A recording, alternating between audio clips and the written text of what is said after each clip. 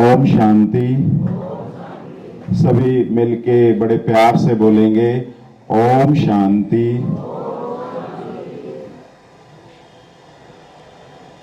आज हम सबकी जो टीम, युवा भाई बहनों की एक टीम, 20-25 युवा भाई बहनों की एक टीम आपके मैनपुरी में 3-4 दिन से हम लोग आए हुए हैं और जगह जगह हम लोग जा रहे हैं, लोगों से मिल रहे हैं।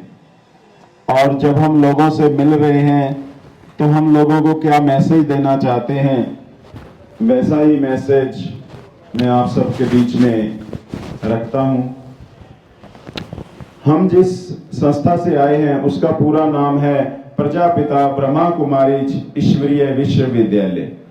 ये एक विश्वव्यापी विद्यालय है जहां पे अपने संस्कारों को अच्छा बनाने की शिक्षा दी जाती है।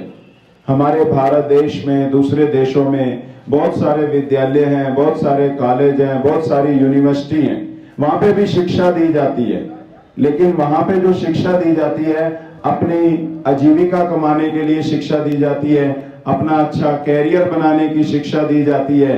लेकिन हम जिस विद्यालय से आए हैं, हम जिस कॉलेज से आए हैं, उसमें ये शिक्षा दी जाती है कि हम अपने संस्कारों को अच्छा कैसे बनाएं, हम अपनी आदतों को अच्छा कैसे बनाएं।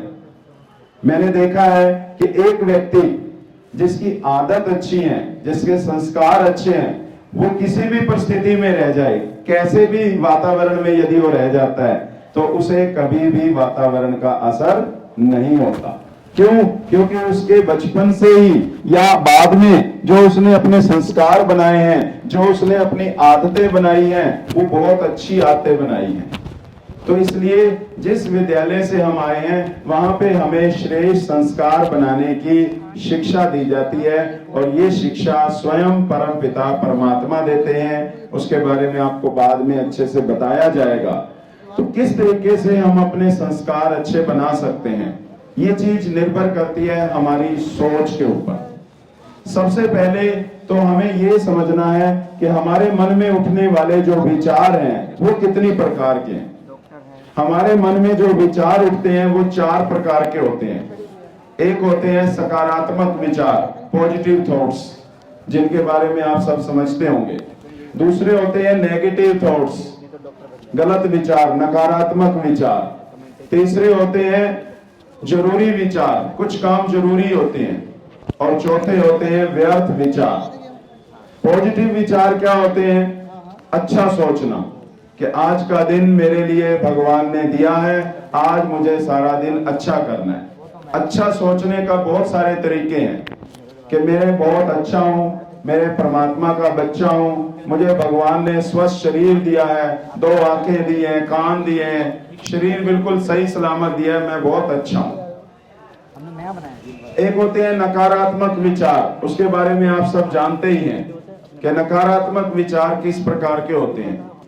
जैसे ही हमें किसी ने कुछ कह दिया, हमारे मन में बदले की भावना आ जाती है और बदले की भावना से हम कुछ भी गलत काम करने शुरू कर देते हैं। कहते हैं बदले की भावना ऐसी होती है जिसमें व्यक्ति खुद भी जलता है और दूसरों को भी जलाता है। ईर्ष्या की भावना भी ऐसी होती है जिसमें व्यक्ति खुद भी जलता है और दूसरों को भी जलाता है। एक बहुत अच्छी कहानी सुनाते हैं कि एक व्यक्ति शिव का बहुत भगत था, परमात्मा की बहुत भक्ति करता था और उसकी इच्छा थी कि मेरे को भगवान दर्शन दे दे।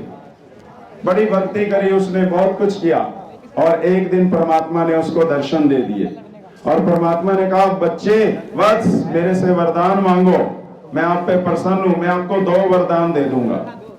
लेकिन परमात्मा ने एक शर्त रखी कि जो मैं आपको वरदान दूंगा वो आपके पड़ोसी को डबल मिलेगा। अब पड़ोसी से तो उसकी बहुत ईर्ष्या थी, पड़ोसी को तो वो देख के ही राजी नहीं था। तो वो तो बेचारा सोच में पड़ गया, मन मन सोचता है, कहता है मान लो मैं जो है ना एक बहुत अच्छी गाड़ी मांग लेता हूँ, मेरे पास तो 1 गाड़ी आएगी और मेरे पड़ोसी के पास कितनी हो जाएंगी? 2 हो जाएंगी। कहता है जितना इस 1 का सुख नहीं है इतना उस 2 का दुख हो जाएगा, कैंसल। फिर वो मन में सोचता है ऐसा कर लेता हूँ, मैं अपना एक बहुत बड़ा महल बनवा लेता हूँ। फिर वो सोचता है मेरा तो 1 बनेगा, पड़ोसी के कितने बन जाएंगे? 2 बन जाएंगे। कहता है ना जी, मेरा तो जीना ही हराम हो जाएगा। देखो ईर्ष्या, ईर्ष्या कैसी चीज है। अब वो थोड़ी देर सोचता है, कहता है इतनी मुश्किल से मौका मिला है, मैं इसे गंवाना भी नहीं चाहता। थोड़ी देर सोच के वो कहता है, भगवान जी मैं तैयार हूं वरदान मांगने के लिए, आप मुझे वरदान दीजिए। अब ईर्ष्या की बात सुनिए। कहता है ऐसा करिए, मेरी एक आंख फोड़ दीजिए। मेरी तो एक आंख फूटेगी, पड़ोसी की दोनों फूट जाएंगी। कहता है एक वरदान तो ये दे दीजिए। ईर्ष्या बहुत बड़ी चीज है। फिर कहता है ऐसा करिए, दूसरा वरदान ये दीजिए, मेरे घर के बीचों बीच एक कुआं खुदवा दीजिए। मेरे घर के बीचों बीच एक कुआं खुदेगा, पड़ोसी के घर के बीचों बीच कितने हो जाएंगे। देखो ईर्ष्या कितनी चीज है, अपना भी सत्यानाश कर रहा है और दूसरे का भी क्या कर रहा है। तो ईर्ष्या ऐसी चीज का नाम है कि भाई मेरी तो एक आंख है, एक कुआं है, फिर भी बच जाऊंगा। उसकी तो दोनों आंखें भी नहीं है और घर में कितने कुएं खुद गए हैं, माना राम नाम क्या हो जाएगा। देखो ईर्ष्या, दूसरे को देखना नहीं, कंपटीशन। परमात्मा कहते हैं किसी से ईर्ष्या मत करो, ईश्वर का चिंतन करो। ईर्ष्या मत करो, शुभ चिंतन करो। हर कोई अपनी मेहनत का खा रहा है, हर कोई अपनी किस्मत का प्राप्त कर रहा है। यदि आपको उससे आगे बढ़ना है, कोई मना थोड़ा है। आप भी मेहनत करो, पुरुषार्थ करो, जोर लगाओ, हिम्मत करो, आप भी आगे बढ़ सकते हो। ईर्ष्या क्यों करते हो। भाई भाइयों में ईर्ष्या हो जाती है। माता पिता ने तो प्यार से पाला, स्कूल में पढ़ाया, अपनी कैपेसिटी अनुसार सारा कुछ किया। अब एक भाई बन गया बहुत अमीर, एक रह गया बेचारा गरीब। अब वो गरीब सोचे कि जी ये अमीर क्यों बन गया। अरे उसने मेहनत की, पढ़ाई की, आप भी कर लेते हैं। आपकी किस्मत में नहीं था या आप नहीं पढ़े, तो गलती आपकी है। अब आप उससे ईर्ष्या करो, छोटी छोटी बात पे उससे झगड़ा करो, तो क्या फायदा होगा। घर में क्या होगा, कलह क्लेश होगा। और ईर्ष्या के कारण ही व्यक्ति जो है ना, इतनी ज्यादा नफरत मन में पाल लेता है। क्या कहता है, मेरा तो सत्यानाश होगा, तेरे को देख लूंगा। लोग क्या करते हैं कोर्ट कचहरियों में, यही तो कहते हैं, वकील साहब चिंता मत करना, जितने पैसे लगे इसको मजा जरूर चखा देना। अरे उसको मजा नहीं चखा रहे हो, आप खुद मजा चख रहे हो, आप खुद बर्बाद हो रहे हो। तो इसलिए भगवान कहता है किसी से बदला नहीं लो, बदल के दिखाओ। बदला जो है ना लेंगे तो कुछ भी फर्क नहीं पड़ेगा। किसी ने आपके साथ गलत कर दिया, मानते हैं कई बार ऐसा भी होता है, किसी ने आपके साथ गलत कर दिया, बुरा कर दिया, कोई बात नहीं, कोई हमारा पूर्व जन्मों के कर्मों का फल होगा, उसे क्षमा कर दो, भूल जाओ। एक बार एक व्यक्ति को किसी ने कुछ टक्कर मार दी सड़क पे, कहता है जी इसके खिलाफ केस करूंगा। चलो जी कर लो। कुछ दिन बाद वो व्यक्ति फिर सड़क पे जा रहा था, एक बैल आया सिर फिरा, उसने टक्कर मार दी। अब किस पे केस करोगे जी। अब कहां कौन सी कोर्ट में जाओगे, नहीं जा सकते ना। तो अपने मन को समझा लो, इस दुनिया में सिर फिरे बैल बहुत हैं, कोई भी हमें आके टक्कर मार देगा, हमें उनकी बातों को महसूस नहीं करना, माफ कर दो। कहते हैं शक्तिशाली लोग माफ करते हैं और कमजोर लोग बदला लेते हैं। तो आप सब कौन हो, शक्तिशाली हो या कमजोर हो। तो शक्तिशाली लोग माफ करते हैं, माफ कर देंगे तो लड़ाई क्या हो जाएगी, खत्म हो जाएगी ना। और बदला लेंगे तो क्या होगा, बहुत लड़ाई बढ़ जाएगी। आप तो बहुत अनुभवी हो इस चीज के। तो इसलिए कभी किसी से बदला नहीं लेना, और उस समय जो है ना, उस समय को टाल देना है। परमात्मा कहते हैं जब कोई अच्छा काम करने का मन करे, अच्छा काम करने का विचार आए, तुरंत करो। और बुरा काम करने का विचार आता है, मैं ये नहीं कहता कि विचार नहीं आता, बुरा काम करने का विचार आए उसे टाल दो। किसी के साथ गलत व्यवहार करने का मन आए, किसी से लड़ने का मन करता है, तो सोचो अभी नहीं लड़ते, एक हफ्ते बाद लड़ेंगे, तब तक आपका क्रोध क्या हो जाएगा, शांत हो जाएगा। और अच्छा काम करने का विचार आए तो क्या करना चाहिए, तुरंत करना चाहिए। ये छोटी छोटी बातें यदि हम ध्यान में रखेंगे तो हमारा जीवन बहुत ही सुखदायी हो जाएगा, हमारा जीवन बहुत ही अच्छा हो जाएगा। और यदि मान लो कुछ हमारे से गलत हो भी गया या कुछ ऐसी वैसी बात हो भी गई, तो उसको भूल जाइए। लोग पुरानी बातें इतनी पकड़ के रखते हैं, भूलते ही नहीं बिल्कुल। अब देखो, मान लो मेरे पास ये पेन है, मेरे पास ये पेन है, मुझे दीदी कहती है आप ऐसा करिए, इस पेन को जो है ना 1 मिनट पकड़ के रखिए, ऐसे पकड़ के रखना है, सीधा पकड़ लूंगा ना मैं। फिर दीदी कहती है भैया 1 मिनट नहीं, आप ऐसा करो 1 घंटा पकड़ के रखो इस पेन को। मैं 1 घंटा इस पेन को पकड़ सकता हूं, ऐसे पकड़ लूंगा, लेकिन हाथ में क्या हो जाएगा, दर्द करने लग जाएगा, जोर लगेगा, थक जाएंगे। फिर दीदी कहती है नहीं भैया 1 घंटा नहीं, आप ऐसा करिए इसे ना 10 घंटे तक लगातार पकड़ के रखिए, पकड़ पाऊंगा। यदि मैं कोशिश करता हूं, जोर लगाऊंगा तो क्या हो जाएगा, लकवा हो जाएगा हाथ में।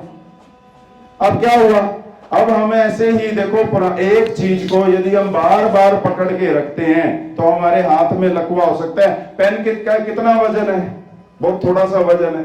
ऐसे ही यदि हम पुरानी बातों को बार बार पकड़ के रखेंगे, बार बार याद करेंगे, 5 साल पहले, 7 साल पहले, 10 साल पहले, 20 साल पहले किसी ने हमें तंग किया था, किसी ने हमारी अपमान किया था, किसी ने हमारी इंसल्ट की थी, सबके बीच में हमें बेइज्जती की थी, आज भी हम याद कर करके क्या होते रहते हैं, दुखी होते रहते हैं, परेशान होते रहते हैं। अरे भैया जो हो गया सो हो गया।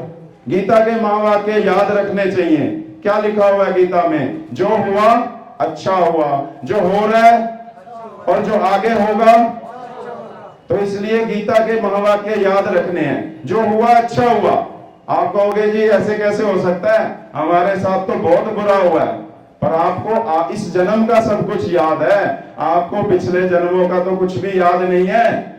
पिछले जन्मों का किसी को कुछ नहीं याद होता। और एक बात ध्यान रखनी है कि जिसने जो किया है उसको फल जरूर मिलेगा, आज नहीं तो कल मिलेगा। जो जैसा करता है उसको वैसा फल जरूर मिलता है। जैसा हम बीज बोएंगे वैसा ही क्या मिलेगा। आपने मान लो गेहूं का बीज डाला है तो क्या निकलेगा, गेहूं निकलेगा। आप जो है धान का बीज बोएंगे तो क्या निकलेगा। आपने किसी के लिए कांटे बोए हैं तो आपको भी क्या मिलेंगे, कांटे ही मिलेंगे। तो इसलिए परमात्मा कहता है कि दूसरे से जो आप चाहते हो, जो आप भविष्य में चाहते हो, तो वैसा आपको अभी करना पड़ेगा। मैं आपको एक सत्य घटना सुनाता हूं। एक बार 2 भाइयों में झगड़ा हो गया। दोनों बहुत बड़े बड़े व्यापारी थे। छोटा भाई थोड़ा शरीफ था, बड़ा भाई थोड़ा उस्ताद था। दोनों भाइयों में झगड़ा हो गया जमीन के, प्रॉपर्टी के बंटवारे पे। और जो वो बड़ा भाई था उसने प्यार से एक बार छोटे भाई को बुलाया कि फला फैक्ट्री में आ जा और जो है ना अपन प्यार से बैठ के जो है ना इसको निपटा लेंगे। अब वो आ गया, दोनों बैठे, थोड़ी देर बातचीत हुई, थोड़ी तू मैं हो गई और बड़े भाई ने छोटे भाई की क्या कर दी, हत्या कर दी। अब हत्या तो कर दी और वो बहुत तेज था। उसने इस तरीके से हत्या की कि किसी को पता ना चले, और पता भी नहीं चला किसी को। सबने सोचा कुछ और खाया, कुछ और हुआ, ऐसा उसने प्लान बनाया। किसी को कुछ नहीं पता चला, कोई केस नहीं चला, कुछ नहीं चला, वो बिल्कुल ठीक ठाक रहा। कुछ टाइम और बीता, उसकी संतान नहीं थी, बेटा नहीं था। कुछ टाइम के बाद उसके घर में जो है एक बेटे ने जन्म लिया। थोड़ा सा बड़ा हुआ बेटा, वो बीमार रहने लग गया। जैसे जैसे वो बीमार रहने लग गया और बड़ा होता गया, काफी इलाज कराया उसने, बड़े बड़े डॉक्टरों को दिखाया, देश में दिखाया, विदेश में भी दिखाया, पैसे की कोई कमी नहीं थी, और फिर भी वो ठीक नहीं हुआ। 6 साल का हो गया बेटा, काफी खर्चा हो गया, तो वो लास्ट स्टेज पे आ गया। डॉक्टरों ने जवाब दे दिया। जब वो बेटा जो है शरीर छोड़ने लगा तो वो उस भाई से क्या बोल के गया, मेरे को अच्छे से पहचाना, मैं वही हूं पिछले जन्म वाला, जितना तूने मेरे से लिया था सारा पैसा मैंने तेरा वसूल कर लिया और अब मैं यहां से जा रहा हूं, ब्याज समेत वसूल कर लिया और सारी उम्र के लिए अब तेरे को दर्द भी देके जा रहा हूं, क्योंकि इस जन्म में मैं तेरा बेटा। तो इसलिए कभी ये नहीं सोचिए कि हम गलत काम करके, ये करके, वो करके छूट जाएंगे। कोई भी व्यक्ति, कोई भी व्यक्ति, कितना भी बड़ा हो, कितना भी छोटा हो, कितना भी होशियार हो, कितना भी समझदार हो, लेकिन वो कर्मों के फल से बच नहीं सकता। कर्मों की खेती ऐसी है, जैसी खेती बोएंगे वैसा हमें फसल काटनी ही पड़ेगी।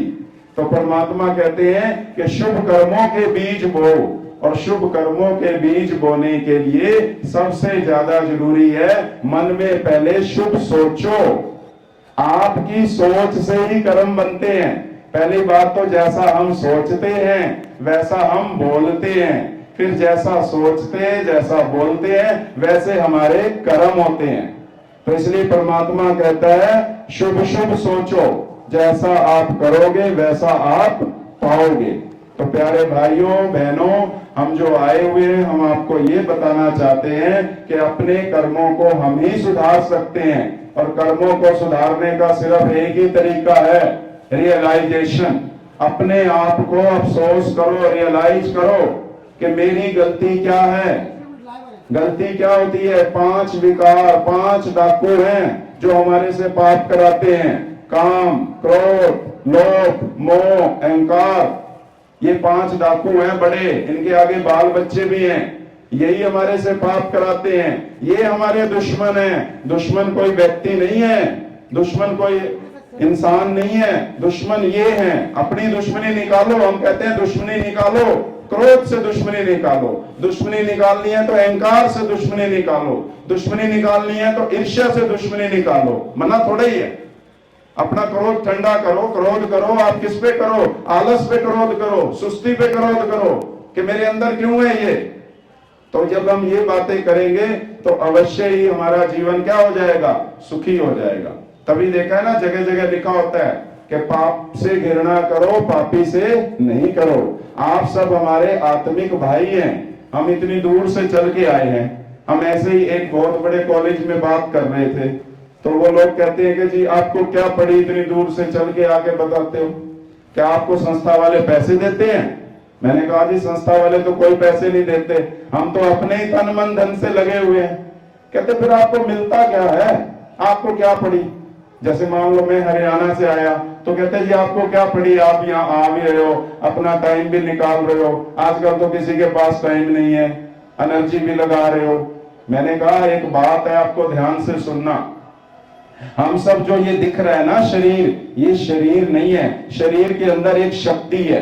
कोई उसे शक्ति बोलता है, कोई उसे ऊर्जा बोलता है, कोई उसे प्राण बोलता है, कोई उसे आत्मा बोलता है। अब आप सुन रहे हो, कान थोड़ा ही सुन रहे हैं, कानों के द्वारा वो एनर्जी सुन रही है। मान लो किसी के शरीर से आत्मा निकल जाए, कान भी होते हैं, मुख भी होता है, हाथ पैर भी होते हैं, सब कुछ होता है, ना वो सुन पाता है, ना देख पाता है, कुछ भी नहीं कर पाता। तो इसका मतलब सुनने वाली, देखने वाली, सोचने वाली, कर्म करने वाली जो शक्ति है वो आत्मा है। और आत्मा जो है, जैसे आकाश में सितारे चमकते हैं, ऐसे ही एक चमकते हुए सितारे की तरह है, और ज्योति बिंदु है, और हम सबके मस्तक के बीच में रहती है। जहाँ पे हमारी माताएं बहनें बिंदी लगाती हैं, साधु लोग टीका लगाते हैं, इसका अभिप्राय यही होता है कि अपनी आत्म स्मृति में टिकना है। हम टिकते तो है नहीं, टीका लगा लेते हैं। तो हम सब आत्माएं हैं, एनर्जी हैं, शक्ति हैं, और सब आत्माएं एक पिता परमात्मा के क्या हैं? बच्चे हैं, संतान हैं। अब देखो हम मनुष्य हैं, हमारे माता पिता कैसे हैं बताइए? मनुष्यों जैसे ही है ना, हमारे जैसी शक्ल सूरत के। पशुओं के माता पिता कैसे होंगे? पशुओं जैसे होंगे ना। पक्षियों के माता पिता कैसे होंगे? अब जब हमें पता लगा कि आत्मा जो है चमकते हुए सितारे की तरह है, तो आत्माओं का जो पिता परमात्मा है वो भी कैसा होगा? वो भी एक चमकता हुआ सितारा है, जिसका बड़ा रूप मंदिरों में शिवलिंग के रूप में दिखाते हैं। कहते हैं भगवान एक है, गॉड इज वन, परमात्मा एक है। सभी धर्म के जो प्रमुख हुए हैं, सभी ने परमात्मा को एक माना है। किसी ने उसे ज्योति माना है, किसी ने उसे सितारा माना है। आप देखिए रामेश्वरम के मंदिर में भी राम ने किसकी पूजा करते दिखाया है? शिवलिंग की। रामेश्वरम, राम का भी जो ईश्वर है। गोपेश्वरम माना गोपेश्वर, श्री कृष्ण का भी वो क्या है? ईश्वर। क्राइस्ट ने भी क्या कहा है? गॉड इज लाइट, परमात्मा जो है प्रकाश स्वरूप है। बौद्ध धर्म के लोग कैसे ध्यान लगाते हैं? जापान के अंदर, चाइना के अंदर, कोरिया के अंदर एक 2.5 फुट का स्टैंड रखते हैं, उसके ऊपर एक ज्योति रखते हैं, और उस ज्योति से ध्यान लगाते हैं, ये मानते हुए कि परमात्मा एक ज्योति स्वरूप है। हमारे मुसलमान भाई लोग भी कैसे याद करते हैं? जब ये हज करने जाते हैं, इनकी जो सबसे बड़ी मस्जिद है मक्का के अंदर, तो वहां हज करने से पहले उन्हें एक पत्थर मिलता है जिसका नाम है संगे अस्वद, और वो शिवलिंग के आकार का होता है। जब तक वो उस संगे अस्वद के दर्शन ना कर लें, उसको माथे से ना लगा लें, उसका स्पर्श ना कर लें, तब तक वो ये मानते हैं कि हमारी हज सफल नहीं हुई। वो भी क्या कहते हैं, अल्लाह, अल्लाह नूर है, अल्लाह माना भगवान, नूर माना प्रकाश है। सभी लोगों ने, जितने भी, गुरु नानक देव जी ने भी क्या कहा है, एकम ओंकार सत निराकार, माना सभी ने एक परमात्मा की तरफ ही इशारा किया है। अमरनाथ पे लोग जाते हैं, इतनी मेहनत करके जान जोखिम में डाल के जाते हैं, वहां पे भी क्या बताते हैं, बर्फ का शिवलिंग बनता है और सब उसके ऊपर जाके पूजा करते हैं, जल चढ़ाते हैं। तो परमात्मा एक है। अब एक बाप के हम एक जैसे बच्चे आपस में क्या हो गए, भाई भाई हो गए ना। तभी क्या नारा लगाते हैं, हिंदू मुस्लिम सिख ईसाई आपस में सब भाई भाई। भाई बहन नहीं कहते, जबकि बहनें भी बीच में हैं, भाई भी बीच में है, लेकिन हम क्या बोलते हैं, भाई भाई। किस कारण से भाई भाई बोलते हैं, इसी आत्मिक नाते से हम भाई भाई बोलते हैं। क्योंकि आत्मा ना तो पुल्लिंग है ना तो स्त्रीलिंग है, आत्मा तो निर्लिंग है, आत्मा का कोई लिंग ही नहीं है। तो एक बाप के बच्चे हम एक जैसे भाई भाई हैं। अब हमको अच्छी चीज मिली है, हमारा जीवन बहुत सुखी हुआ है इस ज्ञान से। हमें पता लगा है कि परमात्मा धरती पे आ चुके हैं, उससे यदि हम ध्यान लगाएंगे तो हमारी आत्म शक्ति बढ़ जाती है, हमारी जो है विल पावर बढ़ जाती है, जिससे हम कोई भी बुराई पे जीत पा सकते हैं। तो हमारा फर्ज है हमें अपने भाइयों को भी बताना। तो हम इस उद्देश्य से इस ज्ञान को स्मृति में रख के जगह जगह लोगों के पास जाते हैं और हम उन्हें इंसान नहीं मानते, क्या मानते हैं, ये हमारे आत्मिक भाई हैं। तो अपने भाइयों को हमें संदेश देना है अपने पिता परमात्मा का। तो वो संदेश देने के लिए हम जगह जगह जाते हैं और हमें जो सबसे बड़ी प्राप्ति होती है कि आप सबकी क्या मिलेंगी, दुआएं मिलेंगी। जिस व्यक्ति को फायदा होता है वो क्या कहेगा, भाई बहुत अच्छी बात बता दी, बहुत इससे अच्छी बात बता दी, दुआ मिलेगी। जब हम दुआएं मिलती हैं तो आपको पता है इस संसार में दवाइयों की दुकानें तो बहुत हैं, दुआओं की कोई दुकान नहीं। आप 5,000 रुपया लेके जाइए, पूरे बाजार में पूरे हिंदुस्तान घुमाइए, कई दवाएं मिलती हैं, दवाइयां मिल जाएंगी। दुआएं कमानी पड़ती हैं और दुआएं मिलती हैं श्रेष्ठ कर्म करने से। जैसे जैसे हम श्रेष्ठ कर्म करेंगे हमें क्या मिलेगी, दुआएं मिलेंगी। और ये दुआएं ही बुरे वक्त में काम आती है, गलत वक्त में ये काम आती है। तो इसलिए हमेशा दूसरों का भला करना है, अपने बड़े बुजुर्गों का सम्मान करना है, आज्ञा पे चलना है और अपने मन पे नियंत्रण रखना है और समझ लेना है हमारे दुश्मन कौन है, ये विकार हैं, ये भूत हैं, ये हमें नचाते हैं।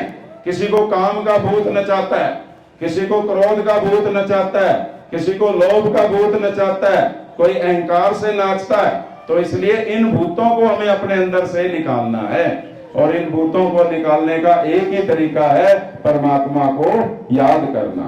तो कैसे याद करेंगे, हमारे बीच में हमारे आदरणीय दीदी जी बैठे हैं, वो आपको तरीका बताएंगे कि कैसे हम याद रखना है। मेरी आपसे सिर्फ यही शुभ कामना है कि आप लोग जो है ना इन बुराइयों से बच के रहें और इसके लिए परमात्मा से जुड़े।